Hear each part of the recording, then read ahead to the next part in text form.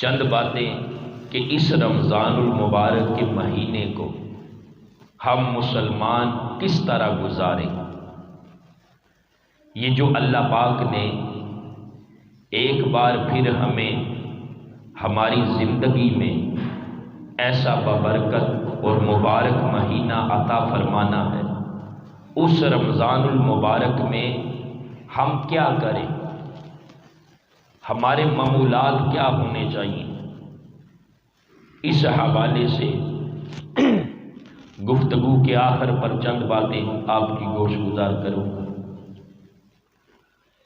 دیکھیں، اللہ رب العزت نے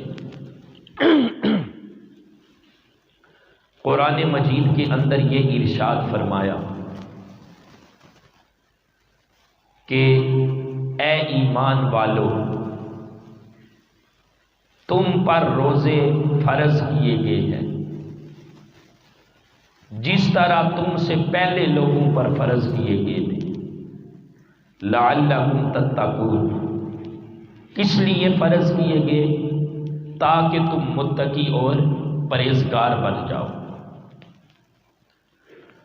اب دوستان محترم، اللہ رب العزت نے ہر مسلمان جو شریعت کا مکلف ہے اس پر رمضان المبارک کے مہینے کا روزہ فرض کیا ہے۔ پورے رمضان المبارک کے مہینے کے روزے رکھنا مسلمان کے اوپر فرض کیے گئے ہیں۔ جب یہ حکم دیا تو ساتھ یہ فرمایا کہ پہلے لوگوں پر بھی فرض کیے گئے تھے۔ اس کا مطلب یہ ہے کہ روزہ ایک ایسی عبادت ہے جو نہ صرف امت مسلمہ پر فرض کی گئی ہے بلکہ جو پہلی امتیں تھیں ان پر بھی اللہ رب العزت نے روزوں کو فرض کیا تھا۔ اور روزہ کس لیے فرض کیا تھا؟ لعلکم تتقون، تاکہ تم متقی اور پرہیزگار بن جاؤ۔ اب دوستان محترم، روزہ اللہ رب العزت کی طرف سے فرض ہے، تو جو روزہ رکھے اسے اللہ پاک تقوی اور پرہیزگاری عطا کرتا ہے۔ لیکن جو نماز پڑھتے ہیں، اللہ کے حضور سجدہ ریز ہوتے ہیں، نماز پڑھنا بھی تو اللہ کا حکم ہے، لیکن یہ نہیں فرمایا کہ تم نماز پڑھو تو میں تمہیں تقوی عطا کروں گا، یا نماز پڑھو تو تم متقی بن جاؤ گے۔ اسی طرح زکوٰۃ کا حکم دیا، لیکن زکوٰۃ کے لیے یہ نہیں فرمایا کہ زکوٰۃ ادا کرو اس لیے تاکہ تمہیں تقوی نصیب ہو۔ حج کا حکم دیا، اللہ رب العزت کی طرف سے صاحب استطاعت پر فرض ہے، حج کا حکم دیا، لیکن یہ نہیں فرمایا کہ حج ادا کرو تاکہ تمہیں تقوی نصیب ہو جائے۔ تو دوستان محترم، جب روزے کا ذکر کیا تو اس کے ساتھ تقوی کا ذکر کیوں کیا؟ صرف اس لیے کہ بندہ جب نماز پڑھتا ہے تو وہ اللہ کا حکم پورا کرتا ہے، نماز فرض ادا کرتا ہے، اللہ کے حکم کی تکمیل کرتا ہے، حج ادا کرتا ہے، اللہ کے حکم کی تکمیل کرتا ہے، اور زکوٰۃ ادا کرتا ہے، صدقہ و خیرات کرتا ہے، اللہ کے حکم کی تکمیل کرتا ہے، لیکن اس میں صرف حکم ہے۔ باقی عبادات میں صرف حکم ہے، وہ جو امر بالمعروف و نہی عن المنکر ہے۔ جب روزے کو دیکھتے ہیں تو روزے کے اندر جو فرمایا نا تمہیں تقوی اور طہارت نصیب ہوگا، اس لیے کہ جب بندہ روزہ رکھتا ہے تو روزہ ایسی عبادت ہے، ایک طرف بندہ اللہ کا حکم مان رہا ہے، روزہ رکھ رہا ہے، اور دوسری طرف روزہ رکھ کر جن چیزوں سے اللہ نے منع کیا ہے ان ساری چیزوں سے اپنے آپ کو روک بھی رہا ہے۔ اس لیے دوسری عبادات سے یہ جو روزہ ہے ایک منفرد عبادت ہے، کہ جب بندہ روزہ رکھتا ہے تو دیکھے کھانا پینا حلال ہو، لیکن جب روزہ رکھ لیا تھا وہ حلال ہی، لیکن سحری سے لے کر افطاری تک بندہ کوئی بھی حلال چیز نہیں کھا سکتا۔ روزہ اللہ کے حکم سے رکھ لیا، لیکن روزہ رکھنے کے دوران جن چیزوں سے روزہ ٹوٹنے کا اندیشہ ہو بندہ ان چیزوں سے اپنے آپ کو بچا لیتا ہے۔ نماز پڑھتا ہے، حج ادا کرتا ہے، زکوٰۃ ادا کرتا ہے، ان کے لیے یہ نہیں فرمایا کہ تاکہ تم متقی اور پرہیزگار بن جاؤ، لیکن جب رمضان المبارک کے روزے کا حکم دیا تو فرمایا روزہ رکھو اس لیے تاکہ تمہیں تقوی اور طہارت نصیب ہو جائے، تاکہ تم متقی اور پرہیزگار بن جاؤ۔ اس لیے دوستان محترم، جو روزہ ہے رمضان المبارک کے مہینے کا وہ امت مسلمہ کے لیے ایک منفرد عبادت ہے۔ اور پھر جب آقا کریم علیہ السلام نے شعبان المعظم کا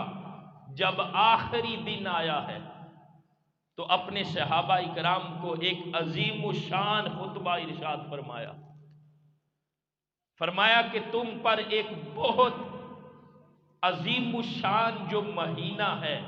وہ سایہ فگن ہونے والا ہے۔ یا ایھا الناس قد اذلکم شہر عظیم و شہر مبارک، فرمایا تم پر ایک بہت عظیم اور مبارک مہینہ سایہ فگن ہونے والا ہے۔ اور وہ کیسا مہینہ ہے، وہ کیسا عظیم اور مبارک برکت والا مہینہ ہے؟ فرمایا ایسا مہینہ ہے جس میں اللہ رب العزت نے ایک رات ایسی رکھی ہے جس کو لیلۃ القدر کہتے ہیں۔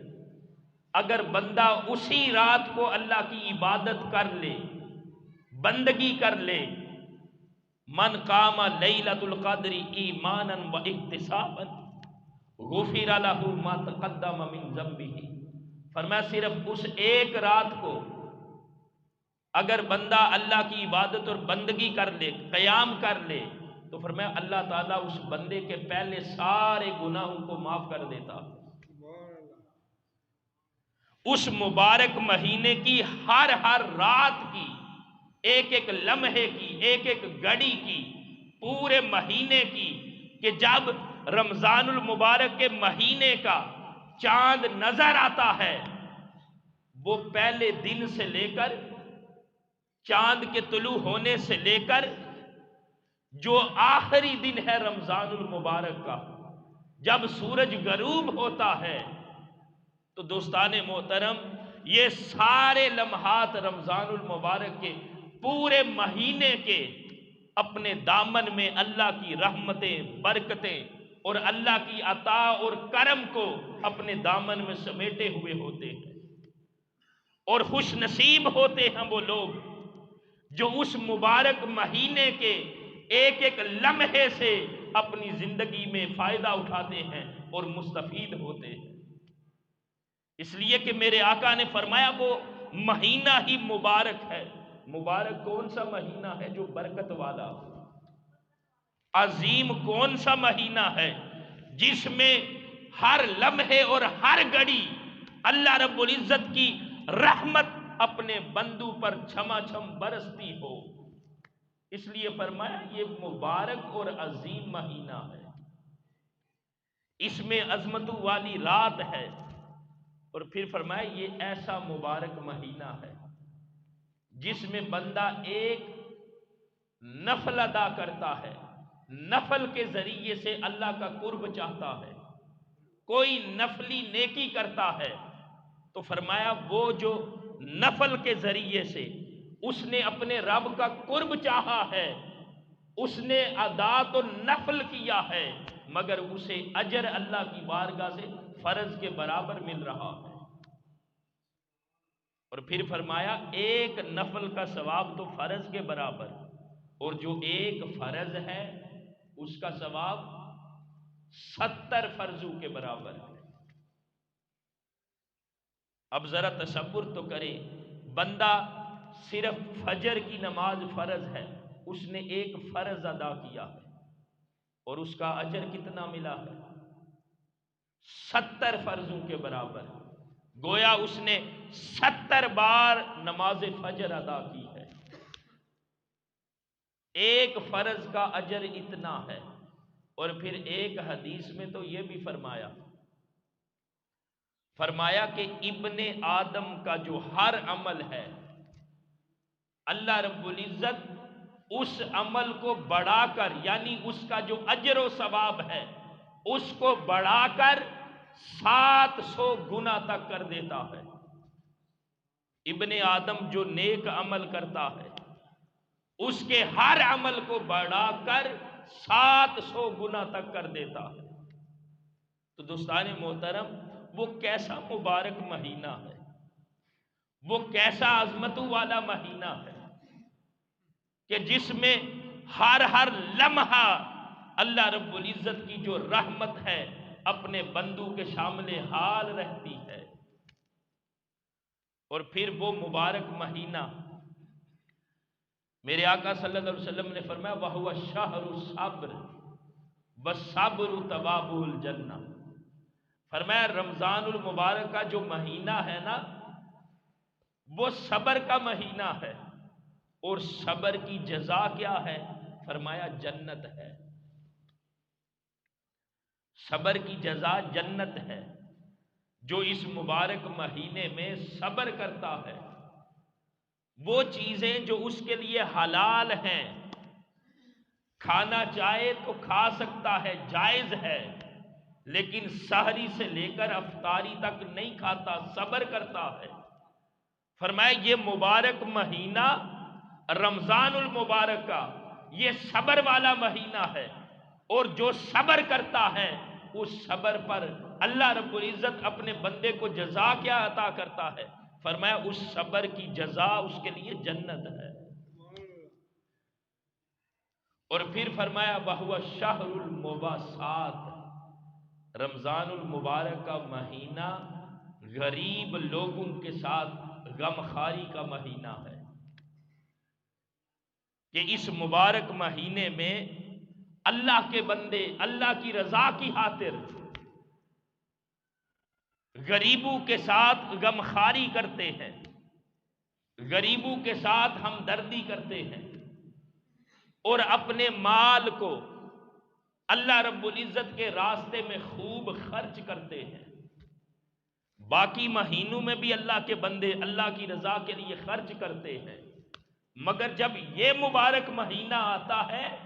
تو اللہ کے بندوں کی جو سخاوت ہے اس کا رنگ دیکھنے والا ہوتا ہے، کہ اس مبارک مہینے میں وہ اللہ کے راستے میں خوب سخاوت کرتے ہیں، اللہ کے راستے میں خوب صدقہ و خیرات کرتے ہیں، اللہ کی رضا کے لیے انفاق سبیل اللہ پر کثرت کے ساتھ عمل کرتے ہیں۔ اس لیے فرمایا یہ رمضان المبارک کا مہینہ شہر المواسات، غریب لوگوں کے ساتھ غمخواری کا مہینہ ہے۔ اور پھر وَشَهْرٌ يُزْدَادُ فِيهِ رِزْقِ الْمُؤْمِنِ، میرے آقا نے فرمایا یہ مبارک مہینہ وہ ہے جس میں مومن کا جو رزق ہے اس کو اللہ رب العزت دگنا کر دیتا ہے، جس میں مومن کے رزق کو اللہ رب العزت بڑھا دیتا ہے۔ اور پھر دوستان محترم، یہ کیسا مبارک مہینہ ہے جس میں بندہ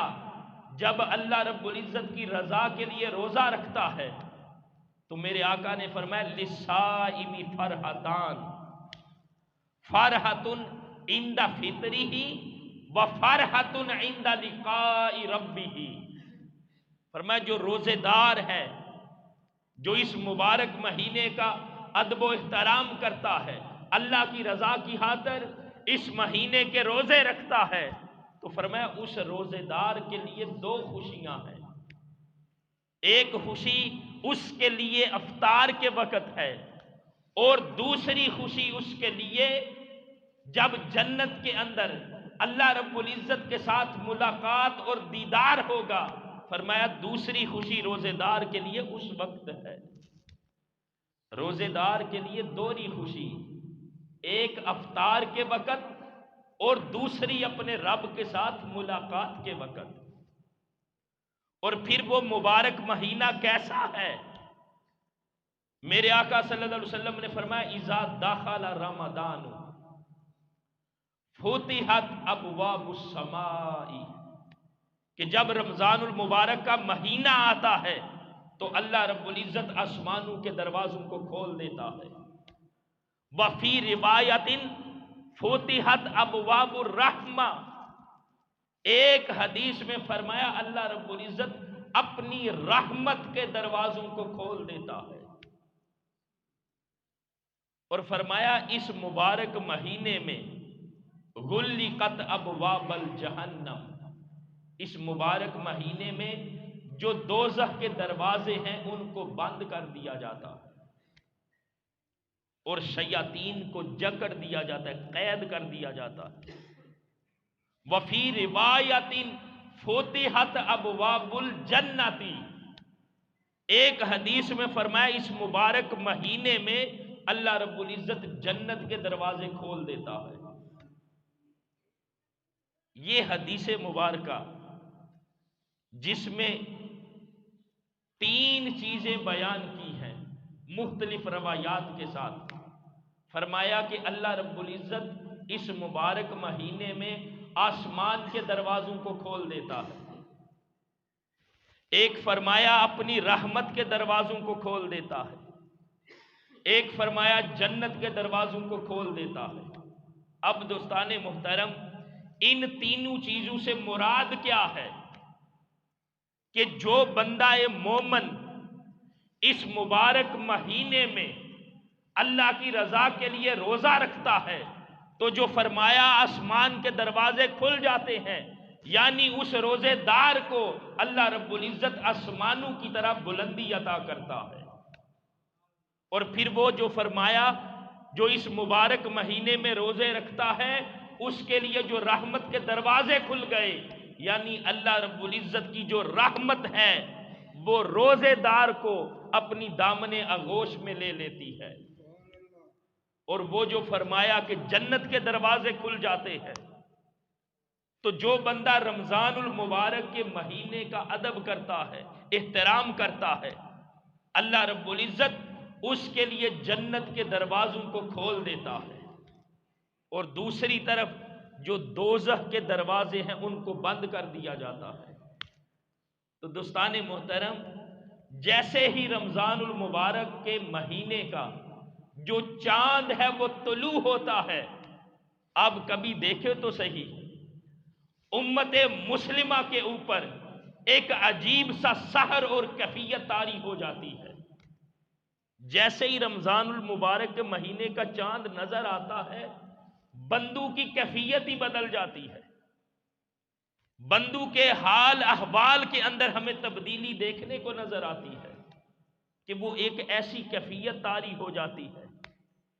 ایک ایسا ماحول بن جاتا ہے، اور ہر مسلمان یہ چاہتا ہے کہ اس مبارک مہینے سے میں فائدہ اٹھاؤں، میں اس مہینے سے مستفید ہو جاؤں اور اپنے آپ کو اللہ کی بارگاہ میں بخشش اور مغفرت کا حقدار بنا دوں۔ یعنی ایک ایسی کیفیت طاری ہو جاتی ہے، اور اسی لیے میرے آقا صلی اللہ علیہ وسلم نے فرمایا یہ جو رمضان المبارک کا مہینہ ہے نا، اس کا جو پہلا عشرہ ہے، پہلا عشرہ فرمایا وہ رحمت کا عشرہ ہے، اور جو دوسرا عشرہ ہے فرمایا وہ بخشش اور مغفرت کا عشرہ ہے۔ اور جو تیسرا عشرہ ہے، فرمایا وہ تیسرا عشرہ دوزخ کی آگ سے آزادی کا عشرہ ہے۔ اس لیے کہ جب پہلے عشرے کو مسلمان روزے رکھتا ہے، اللہ کی رحمت اس کو سہارا دیتی ہے۔ دوسرے عشرے کے روزے رکھتا ہے، وہ بندہ مومن اللہ کی بارگاہ سے بخشش اور مغفرت کا حقدار بن جاتا ہے۔ اور جب حقدار بن گیا اور تیسرے عشرے کے اس نے روزے رکھے، تو اللہ رب العزت کی بارگاہ سے اسے اجر کیا مل رہا ہے کہ دوزخ کی آگ سے اللہ رب العزت اس کو آزادی عطا کر دیتا ہے۔ تو کتنا خوش نصیب ہے وہ مسلمان جس کو یہ مبارک مہینہ ملے اور پورا مہینہ رمضان المبارک کے چاند کے طلوع ہوتے ہی اس مبارک مہینے کا ادب و احترام کرے، اس مبارک مہینے کے روزے رکھے، اس مبارک مہینے میں نماز تراویح ادا کرے، اس مبارک مہینے میں قرآن کی کثرت کے ساتھ تلاوت کرے، اس مبارک مہینے میں کثرت کے ساتھ استغفار کرے، اس مبارک مہینے میں کثرت کے ساتھ اللہ کے محبوب پر درود و سلام پڑھے۔ تو جس بندہ مومن کا پورا مہینہ اس انداز میں گزرتا ہے، جب اس کی آخری رات آتی ہے رمضان المبارک کی، تو اللہ رب العزت اپنے اس بندے کی بخشش اور مغفرت فرما دیتا ہے۔ اور جو بخشش اور مغفرت نہ کروا سکے، میرے آقا صلی اللہ علیہ وسلم نے ایک حدیث مبارکہ کے اندر یہ بھی فرمایا اس کی ناک خاک آلود ہو، یا بد نصیب ہے وہ شخص جو رمضان المبارک کا مہینہ پائے اور یہ مبارک مہینہ پا کر بھی اللہ رب العزت کی بارگاہ میں اپنی بخشش اور مغفرت نہ کروا سکے۔ یعنی ایک طرف اتنا ببرکت مہینہ اس کی زندگی میں آیا، اتنی رحمتوں والا مہینہ اللہ نے اس کو عطا کیا، جس کے ہر ہر لمحے اللہ رب العزت کی رحمت برس رہی ہو، جس کی ہر ہر گھڑی میں اللہ کی رحمت گناہگار بندوں کو اپنے دامن میں اپنی آغوش میں لے رہی ہو، اس مبارک مہینے کو پا کر بھی وہ اپنی بخشش اور مغفرت نہ کروا سکے۔ فرمایا اس کی ناک خاک آلود ہو، یا بد نصیب ہے وہ شخص جو اتنا رحمتوں والا اور برکتوں والا مہینہ اس کو مل گیا زندگی میں اور اپنی وہ بخشش نہیں کروا سکا۔ تو دوستان محترم، وہ مبارک مہینہ ایسا ہے جس کا ایک ایک لمحہ برکتوں والا ہے، وہ مبارک مہینہ ایسا ہے جس کی ایک ایک گھڑی رحمتوں والی ہے، وہ مبارک مہینہ ایسا ہے جس کی ہر ہر آن اللہ رب العزت کے کرم اور عطا والی ہے۔ تو ہم خوش نصیب ہیں جنہیں ایک بار پھر وہ اللہ رب العزت کی طرف سے وہ مبارک مہینہ عطا ہونے والا ہے۔ تو خوش نصیب ہوں گے وہ مسلمان جو اس مبارک مہینے کو پا کر اور جب آخری رات آئے